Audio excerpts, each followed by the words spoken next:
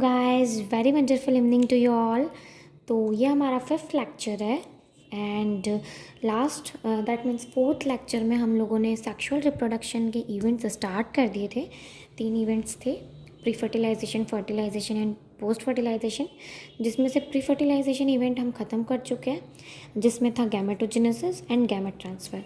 अब इस वीडियो में हम लोग लास्ट 2 इवेंट्स जो है वो देखेंगे, fertilisation and post fertilisation.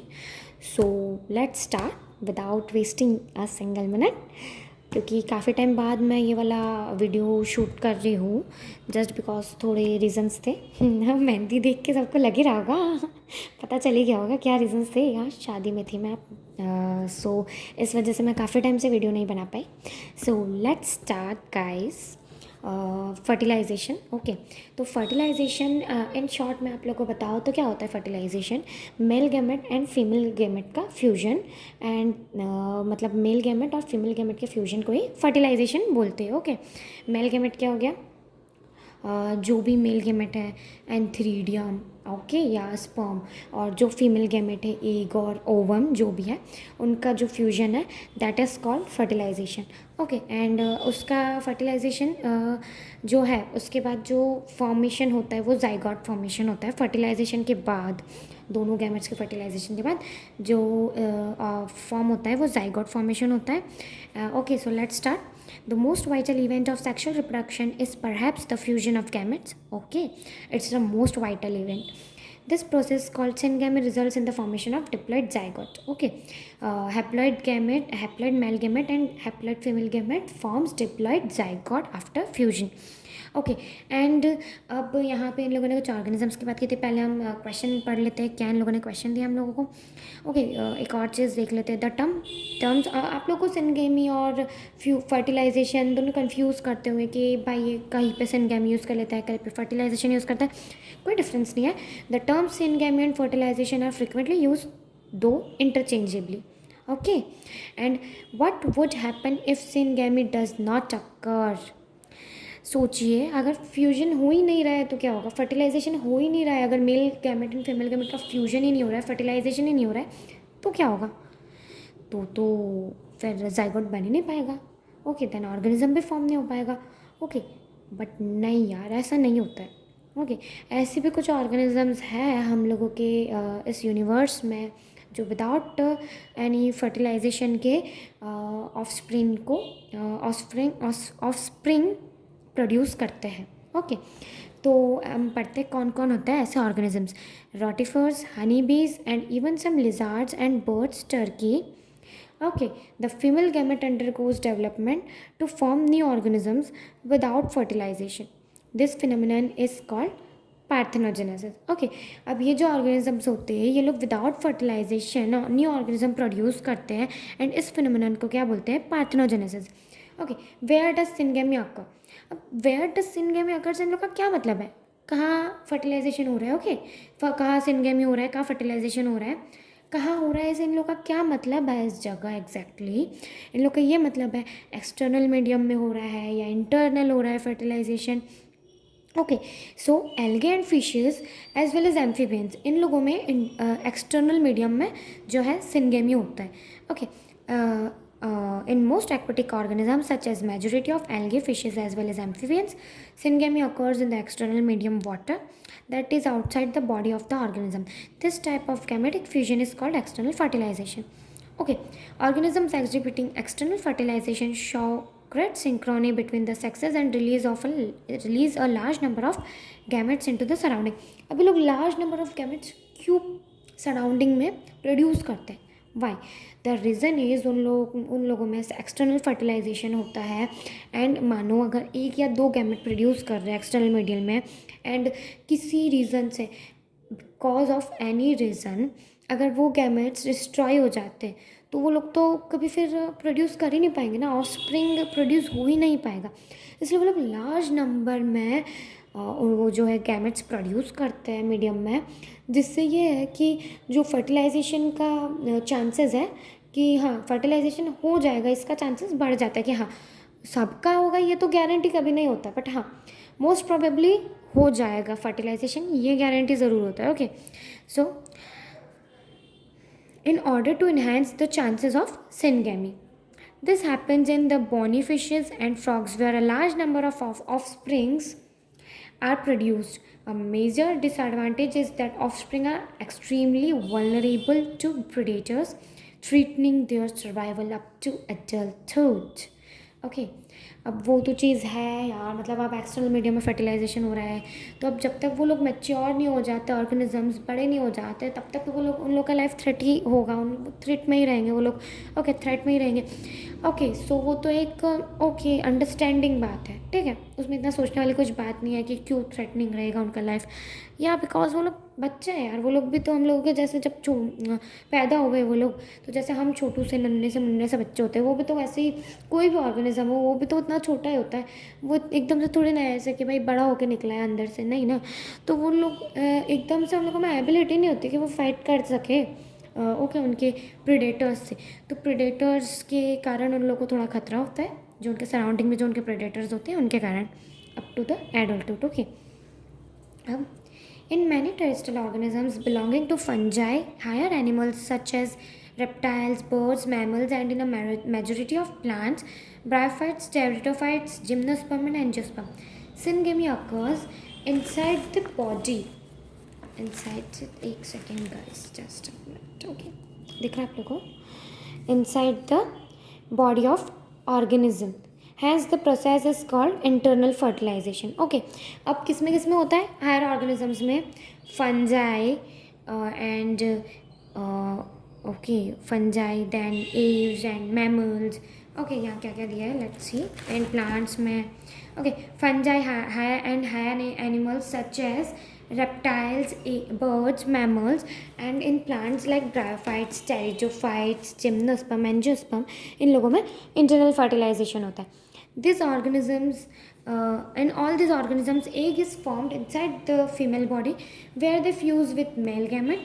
In organisms exhibiting internal fertilization, the male gamete is motile and has to reach the egg in order to fuse with it.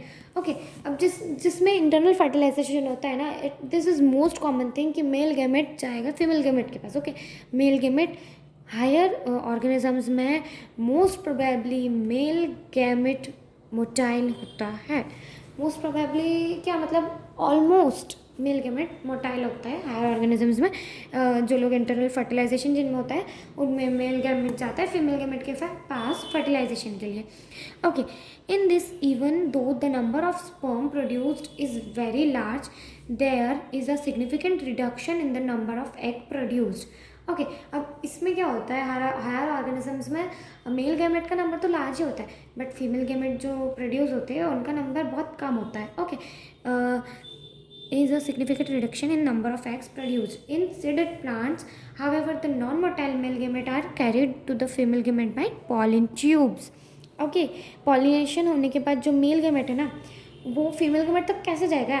Female gamete तो आपका ovule में, male gamete था pollen grain में, pollination हुआ, male gamete आया stigma पे, then male gamete pollen tube के through ही तो जाता है ना, पॉलिन ट्यूब के थ्रू फीमेल गैमेट तक जाएगा फ्यूजन के लिए। Okay, and this is okay, fertilisation वाला इवेंट ख़त्म हो चुका है।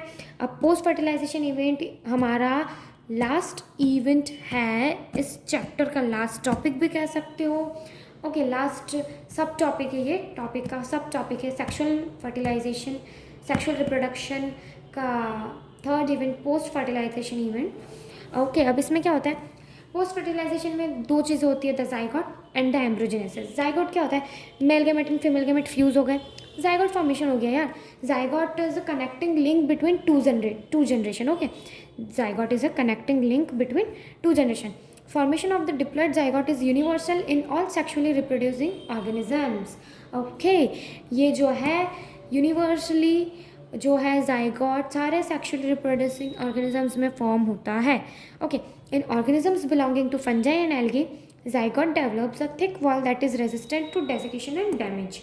Okay, किसमें, फंजाई एंड एल्गी में zygote एक थिक वॉल डेवलप कर लेता है डेसिकेशन एंड डैमेज से बचने के लिए। Okay, it undergoes a period of rest before germination.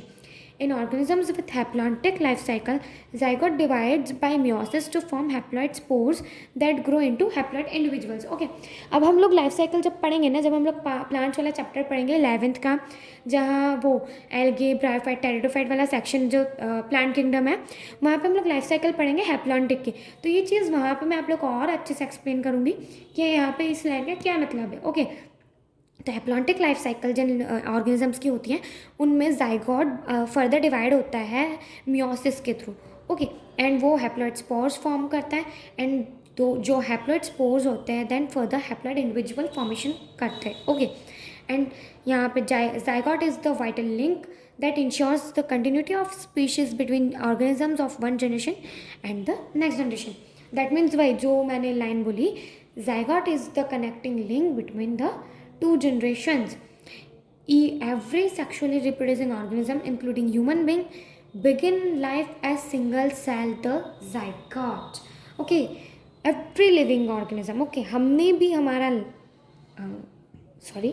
हमने भी हमारा जो लाइफ है स्टार्ट किया था ना, वो हमने एक सिंगल सेल से स्टार्ट किया था। कौन सा single cell? The zygote. Okay, now next the embryogenesis. Embryogenesis जो है ये एक इवेंट है, ये इसका भी पोस्ट फर्टिलाइजेशन में एक दो पार्ट से, the zygote and the embryogenesis. Embryogenesis मतलब जनरली क्या है ना, ज़ाइगोट जब फर्दर डिवाइड होता है तो वो एम्ब्रियो फॉर्मेशन होता है। ओके, तो जो एम्ब्रियो बनता है उस प्रोसेस को हम एम्ब्रियोजेनेसिस बोल देते हैं। ओके, एम्ब्रियोजेनेसिस में दो प्रोसेस होती है। ओके, एक होता है सेल डिवीजन एंड एक होता है cell differentiation. Cell division that means mitosis, and cell differentiation होता है। ओके, सेल डिवीजन में नंबर ऑफ सेल इंक्रीज होते हैं, एंड सेल डिफ्रेंशिएशन में जो है सेल से टिश्यू बनता है, टिश्यू से ऑर्गन बनता है, एंड ऑर्गन से ऑर्गेनिज्म फॉर्मेशन होता है। ओके, अब उसके बाद फर्दर हम देखते हैं। ओके, अब यहाँ पे पढ़ लेते हैं, अगर आप पढ़ना चाहते हो तो पढ़ भी सकते हैं, पढ़ लेते हैं अपन एक बार। Okay, embryogenesis refers to the process of development of embryo from the zygote. During embryogenesis, zygote undergoes cell division, mitosis, and cell differentiation. While cell division increases the number of cells in the developing embryo, cell differentiation helps groups of cells to undergo certain modifications to form specialized tissues and organs to form an organism. Okay, अब यहाँ पर इन लोगों ने animals को categorise करा है, oviparous and viviparous. Oviparous जो organisms egg देते, एंड विविपेरस जो ऑर्गेनिजम्स डायरेक्ट यंग वंस को बर्थ देते। Okay, so in oviparous animals like reptiles, birds and in reptiles and birds like oviparous जो है वो ओविपेरस एनिमल्स होते हैं, reptiles and birds. The fertilised eggs covered by a hard calcareous shell. रुको, हमने कुछ मिस कर दिया आगे, थोड़ा सा हम रीड कर लेते हैं। ओके, ओके, हम यहीं से रीड करते हैं।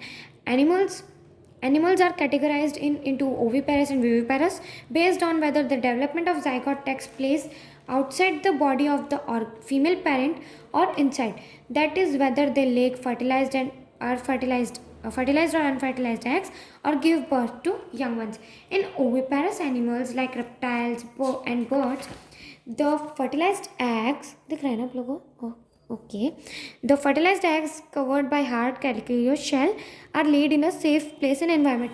जो ओविपेरस एनिमल्स होते हैं ना, ओविपेरस ऑर्गेनिजम्स होते हैं, वो जब अपने एग देते हैं तो वो उन लोगों का एग तो डैमेज भी हो सकता है देने के बाद, तो फिर वो कैसे कवर होता है? वो एक हार्ड कैल्केरियस शेल से कवर होता है, उसके बाद वो लोग उसको एनवायरनमेंट में जो है लेट करते हैं। Okay, and after a period of incubation young ones hatch out. Okay, and जो है उसके बाद the zygote develops into a young one inside the body of female organisms. Viviparous animals की बात आ गई अब। On the other hand in viviparous animals the zygote develops into a young ones, वो यंग वंस में ही develop होता है, and as a young ones जो organisms viviparous organisms direct young ones को ही बर्थ देते। ओके, अब इन दोनों में से ज़्यादा सेफ कौन है? ओविपेरस और विविपेरस। तो ये ज़्यादा सेफ है विविपेरस। ओके, विविपेरस इसलिए सेफ है because of proper embryonic care and protection the chances of survival of young ones is greater in viviparous organisms. Okay, in flowering plants, the zygote is formed inside the ovule. After fertilization, the sepals, petals, and stamen of the flowers wither and fall off. Okay, can you name a plant in which the sepals remain attached. अब इन लोगों ने हम लोग को एक question दिया है कि आप लोग क्या कुछ प्लांट्स के नाम बता सकते हैं जिनमें सेपल्स अटैच्ड रहते हैं। Okay, the pistil however remains attached to the plant, the zygote develops into the embryo and the ovules develop into the seed, the ovary develops into fruit which develops a thick wall called pericarp that is protective in function. After dispersal, seeds germinate under favorable conditions to produce new plants. Okay, यहाँ पे इन लोगों ने कुछ structures दिए हैं जहाँ पे हम लोग को ये डिस्क्राइब करना है कौन सा पेरिकार्प है। उन लोगों ने एक्चुअली दे रखा है, उन लोगों ने सिर्फ एक हम लोगों को देखने के लिए दिया है कि ये कैसे है, पेरिकार्प कहाँ है, सीड कहाँ है। ओके, देख लेना आप लोग ये डायग्राम। हम लोगों का ये चैप्टर ख़त्म हो चुका है गाइस, फर्स्ट चैप्टर की समाप्ति हो चुकी है। एंड अब नेक्स्ट लेक्चर में किस चैप्टर का कौन से सब्जेक्ट का लेती हूँ ये तो अभी फ़िलहाल मुझे नहीं पता है, बट जैसा भी होगा just wait for our next amazing chapter to be start. तब तक के लिए आप लोग मज़े कीजिए, इस चैप्टर को रिवाइज कीजिए, इस चैप्टर के कुछ क्वेश्चंस लगा लीजिए, समरी ज़रूर पढ़िएगा। समरी भी बहुत इंपॉर्टेंट होती है, ऐसा नहीं भाई कि समरी छोड़ दी। समरी ऐसे नहीं है, वो लोग ऐसे सिर्फ उसके दर्शन के लिए नहीं देते हैं समरी बुक्स में। हाँ, ऐसा है कि वो एक शॉर्ट में होता है, बट पढ़ना चाहिए यार। ठीक है, उसमें एक पूरा वो होता है, कॉम्पैक्ट करके पूरा चैप्टर देते हैं, बट ऐसा नहीं है कि उसमें कुछ इम्पॉर्टेंट बहुत तो नहीं होता है, बट ऐसा भी नहीं कि नहीं होता है, पढ़ लेना चाहिए। आई मीन कि पढ़ लिया करो, कितना टाइम लगता है समरी पढ़ने में यार। सो ओके गाइस, पढ़ लेना आप लोग summary. And you all guys, next lecture का वेट करो आप। तो मिलते हैं नेक्स्ट लेक्चर में, तब तक के लिए take care and just chill. Okay, bye bye.